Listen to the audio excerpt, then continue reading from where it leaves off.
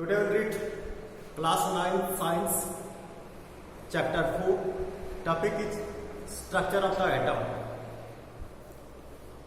In the previous chapter, that atoms and molecules, we have learned that atoms and molecules are the fundamental building blocks of matter. Every matter consists of these atoms and molecules.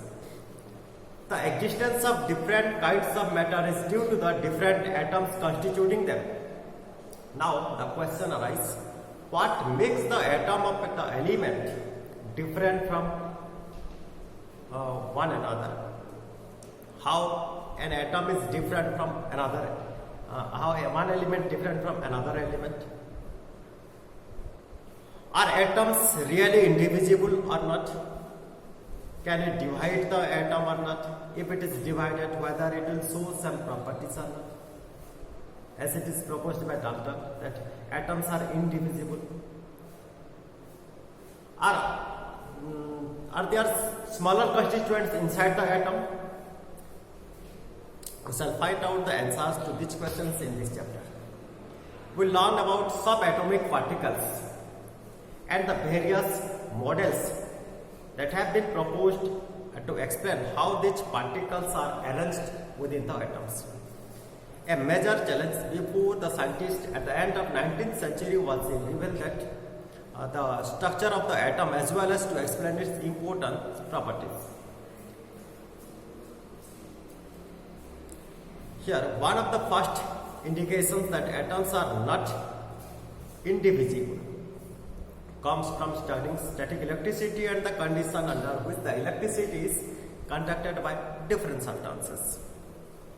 First, we discuss about the charged particle in matter. When we comb your hair, after combing, the comb that can attract small pieces of paper towards it. When we rub a glass rod with silk cloth and bring that rod near an inflated balloon, then you will observe the balloon will be attracted by that glass rod. All these activities, it is concluded that on rubbing two objects, they become electrically charged. That is only caused by the flowing of electrons, flowing of negative particles from one body to another body. When at the initial stage, the body was neutral, electrically neutral, where the positive and negative, both particles were present in equal amounts. But when it rubbed, like when that comb is rubbed with hair and the glass rod is rubbed with silk cloth, or that if you rub ebonite rod, cat skin, woolen cloth, on this rubbing, the electrons will move, it will transfer from one object to another object. Like in case of this glass rod, electron transfer from glass rod to that silk cloth. So, when electrons transfer, then if you observe the number of negative charge and positive charge in these substances, then you will find, or you will observe, that numbers will differ. But initially the electron, that is the negative particles and positive particles, that is proton, they were equally in their magnitude. They were equal in magnitude. They are present in equal numbers. But after rubbing, we will find they will be in different numbers. That means if the substance possesses more number of electrons, that means it carries more number of electric charges. In that case, the substance is said to be electrically negative. If it contains more electrons, then it becomes electrically negative, negatively charged substance. If it contains less number of electrons, that means it contains less number of negative particles. In that case, the substance is said to be positively charged substance.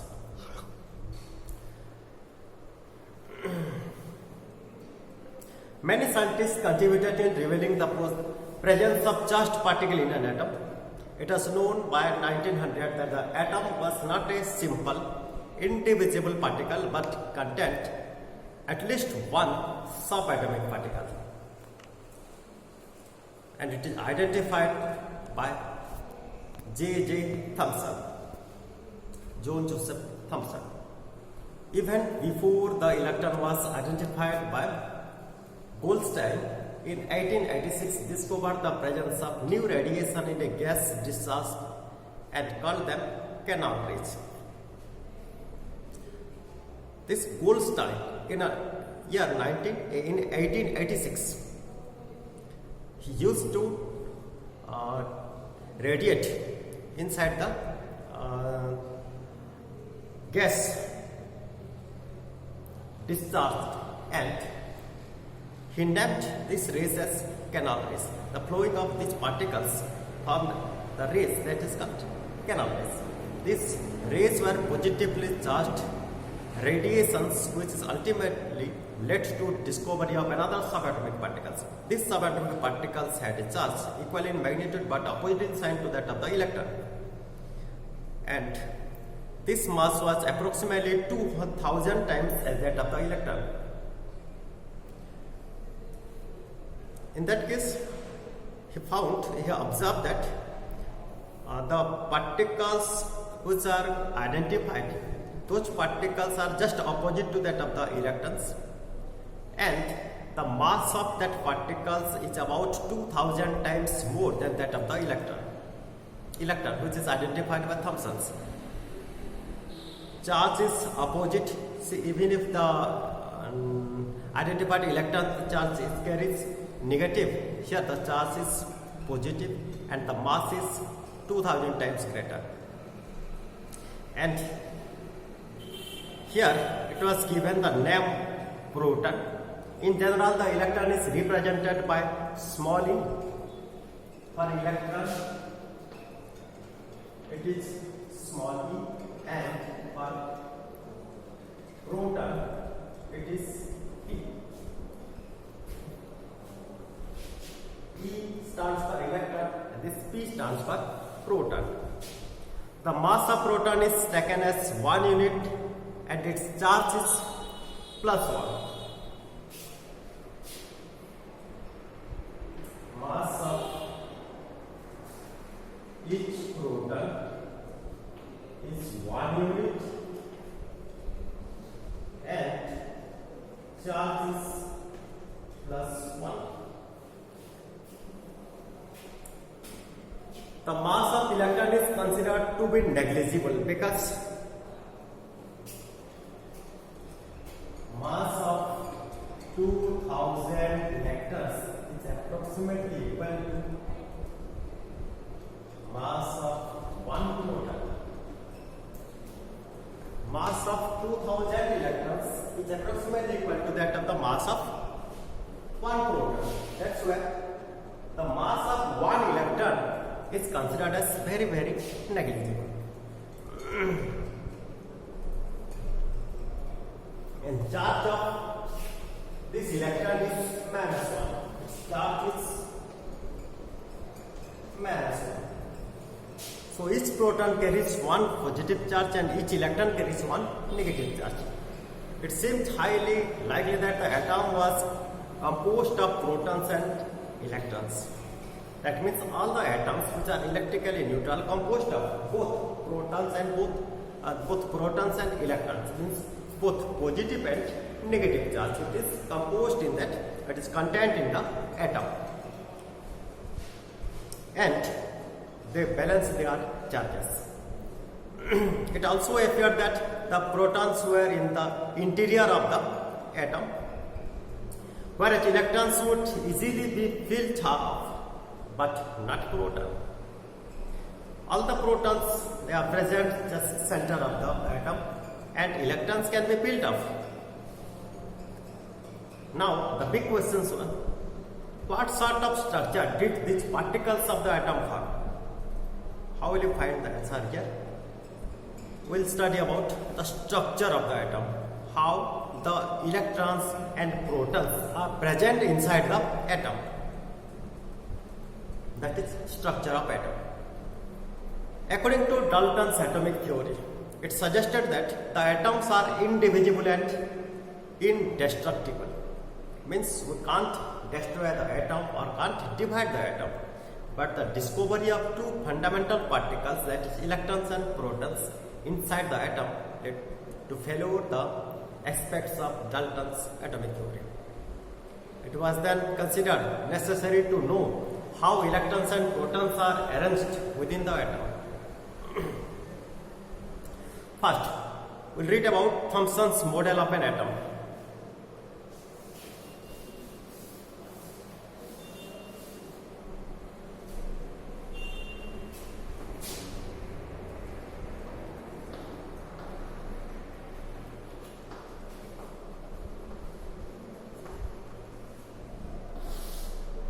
Thomson's model of an atom.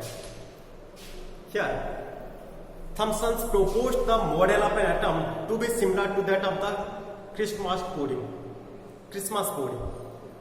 The electrons in the spheres of positive charge. He told the atom is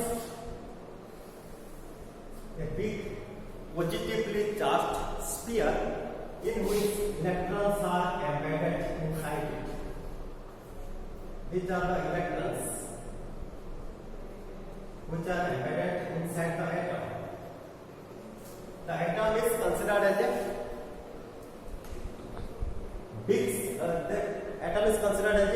positive charge sphere in which electrons are embedded inside this atom.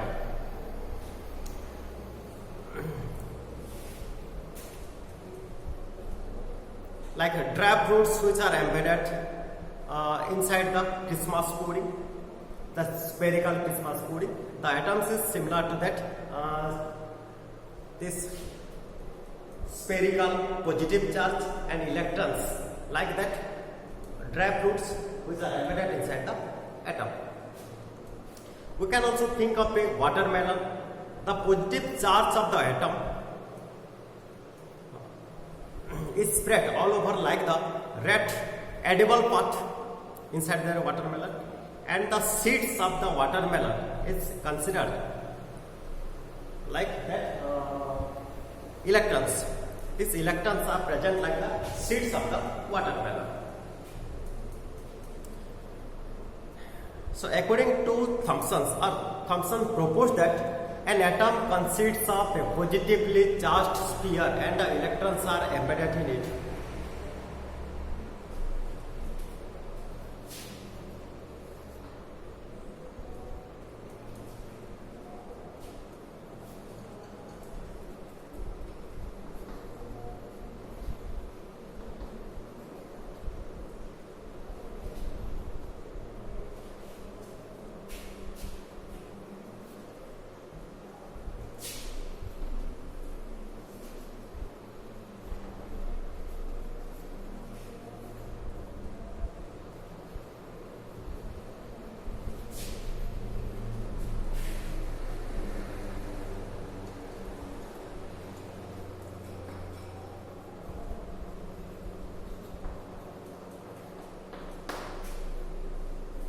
An atom consists of a charged sphere and the electrons are embedded in it.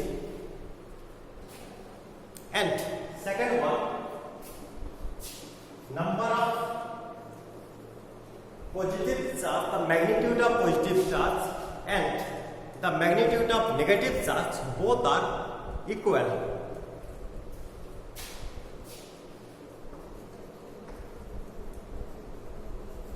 Magnitude of positive and negative charge are equal. So the atom as a whole is electrically neutral.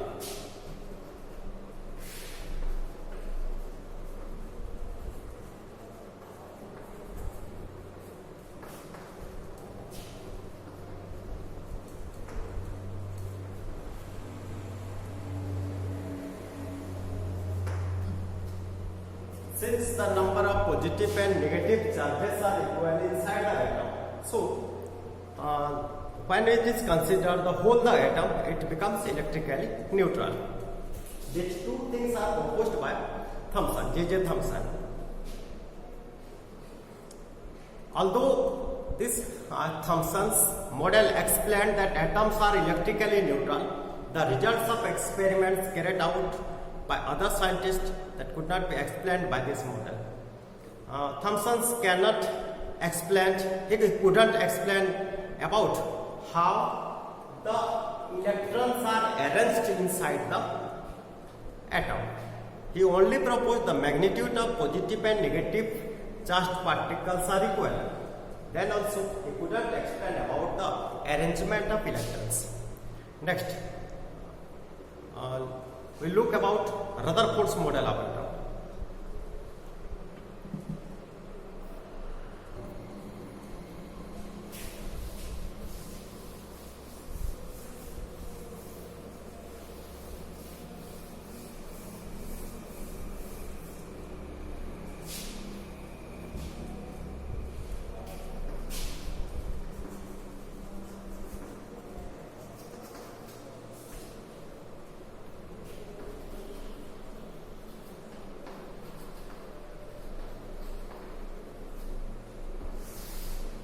Rutherford's model of an atom.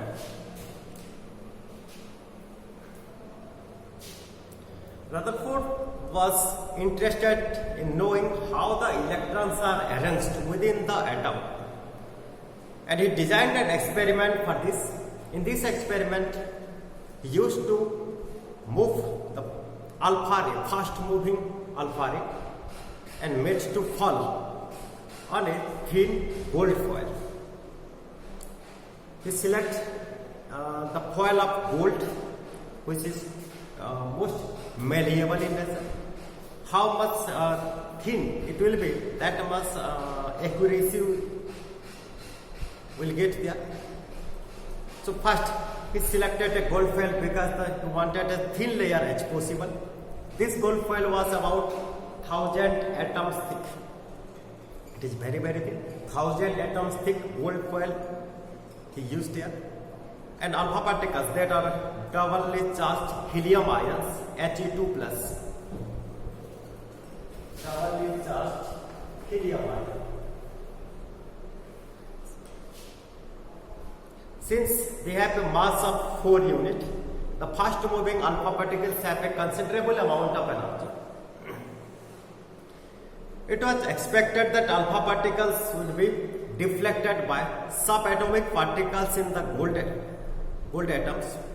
Since the alpha particles were much heavier than the proton, he didn't expect to see large deflection.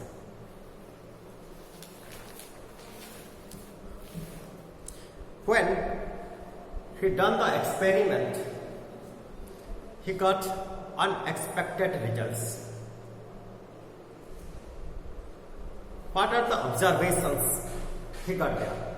First, most of the fast moving alpha particles pass through the gold foil in a straight line.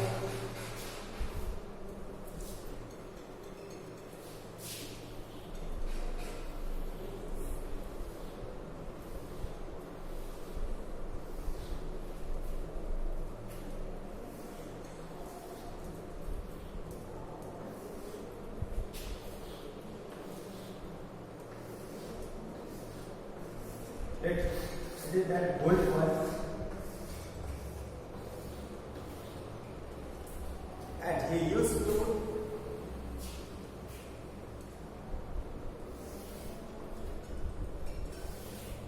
emit the alpha particles, which are alpha particles, He2+ ions, helium ions having mass 4 units, and he observed most of the particles are moving in a straight line. It can pass, most of the particles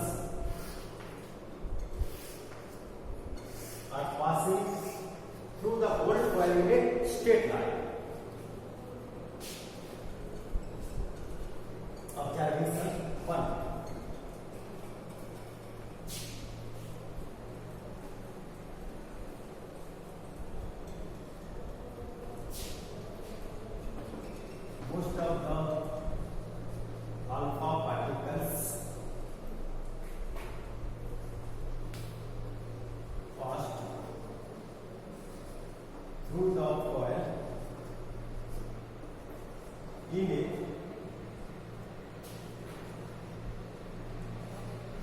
straight path.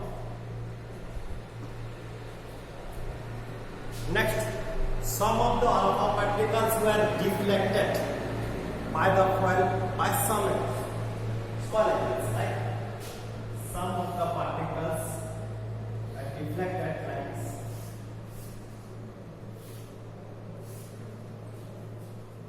Second observation, these are the observation.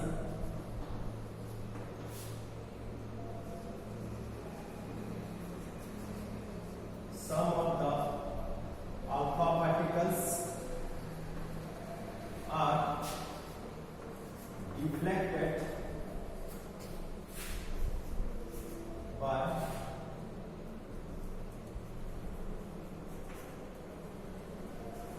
small angles.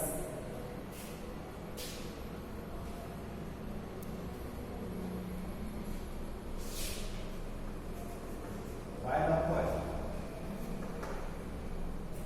Some of alpha particles they are deflected by alpha particles by some angle, small angles. Next,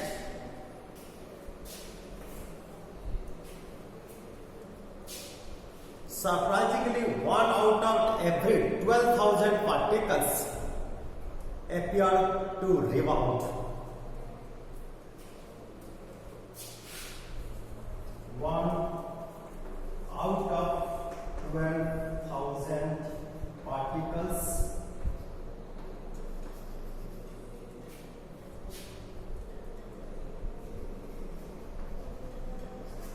rebound, or it comes back in the same path.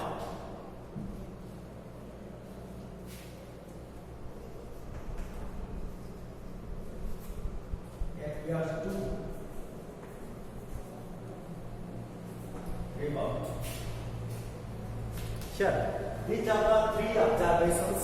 When Rutherford done his experiment, he observed these three. Maximum particles, most of the alpha particles, they pass through this gold-foil straight path, and small amount of alpha particles, they were deflected by making small angles. And third one, every one particle out of 12,000 particles, it is what is out of 12,000 particles, one particles come in the comes back in the same path. The path in which it strikes the foil, the same path, it came back. These are the three observations. The result was almost as incredible as if you fire a 15-inch shell of a piece of tissue paper and it comes back and hits you.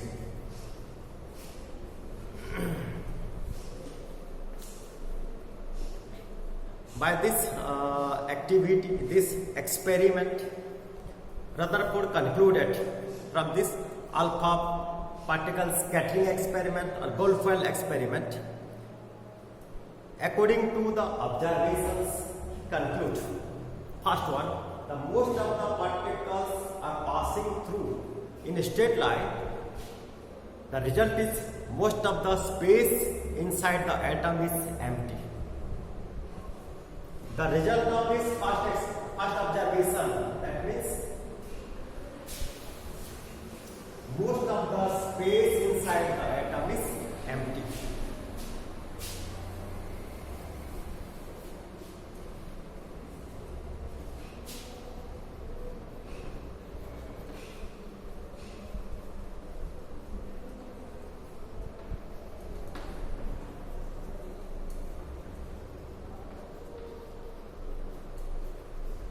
Since most of the space inside the atom is empty, so particles can pass through without any deflection.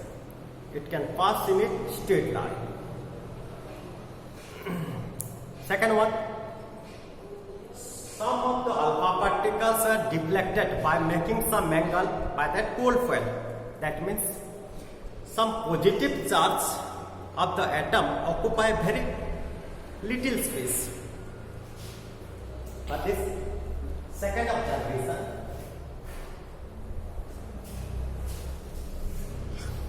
it is concluded, since the alpha particles are positive charge, so the atoms also contain some positive charge, but the volume of this positive charge is less amount. It is less. That's why few particles are deflected by small angles. The positive charge of the atom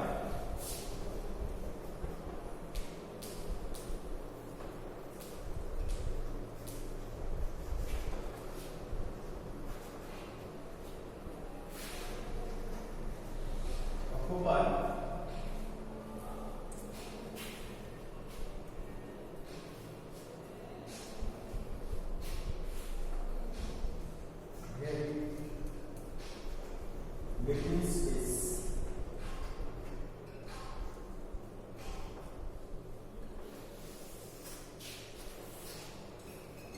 Since it occupies very little space, so the particles are deflected, and a few particles are deflected there. If this positive charge occupy very more space, then more of the particles will be deflected. Since few particles are deflected, that means positive charge occupies in very less area. Next, a very small fraction, that is 1 out of 12,000 particles appear to rebound, which are deflected by 180 degree, indicating that all the positive charge and mass of the gold atom are concentrated in very small volume within the atom. Mass and charge, all the positive charge and mass are concentrated in a very small volume. The third one, this observation concludes all the positive charge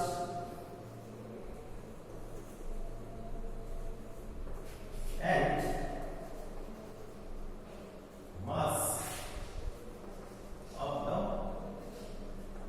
gold atom are concentrated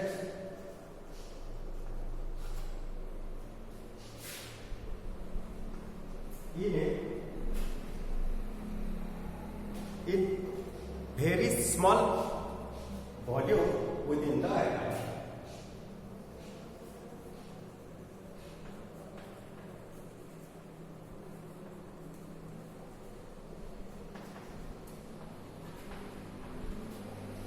Here all the positive charge and mass of the gold atom are concentrated inside this. When it comes back to the same path, that means all the masses and all the positive charge of the atom, they are concentrated in this very small area inside this gold.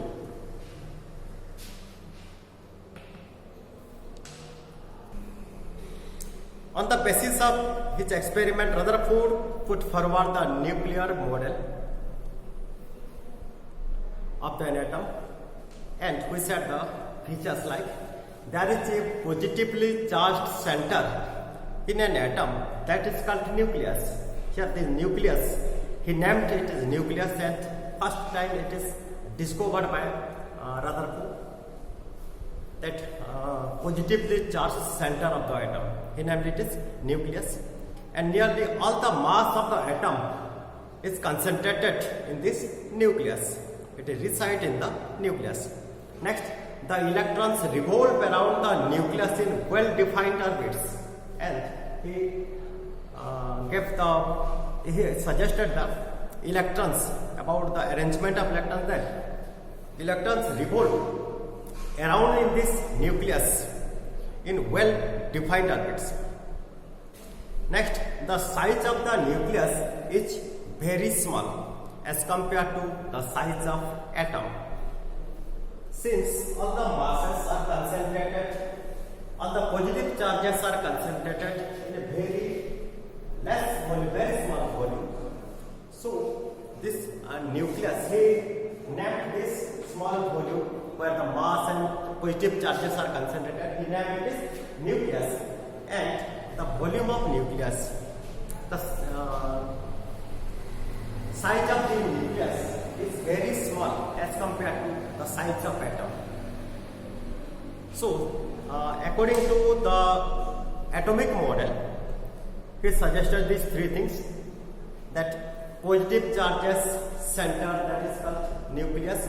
Electrons are revolving around this nucleus in well-defined orbits. And third one, the volume of this nucleus is the size of the nucleus is very small as compared to the size of atom. Next, come to the drawback of Rutherford models. The orbital revolution of any electron is not expected to be stable.